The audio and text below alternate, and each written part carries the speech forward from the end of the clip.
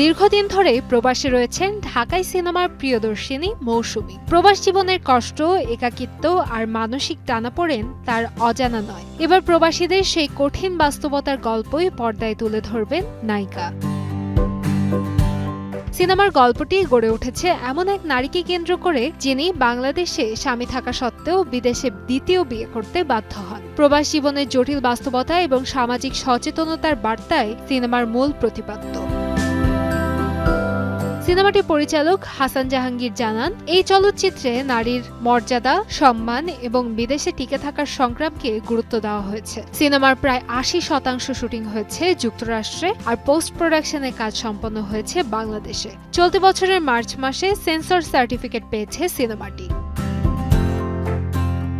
এদিকে এর আগে একই গল্পে একটি ওয়েব সিরিজ নির্মাণের পরিকল্পনা করেছিলেন নির্মাতা, তবে শেষ পর্যন্ত সেটি মুক্তি পাচ্ছে পূর্ণদৈর্ঘ্য সিনেমা হিসেবে। আগামী ১৫ মে দেশের প্রেক্ষাগৃহের পাশাপাশি যুক্তরাষ্ট্র, কানাডা সহ বিভিন্ন দেশে মুক্তি পাবে সিনেমাটি। উল্লেখ্য, যুক্তরাষ্ট্রে বসবাসরত মৌসুমীর সর্বশেষ মুক্তিপ্রাপ্ত সিনেমা সোনার চর। প্রায় ২ বছর পর নতুন সিনেমা নিয়ে পর্দায় ফিরছেন তিনি। কান্তাময়ী স্নেহা, সময় সংবাদ, ঢাকা।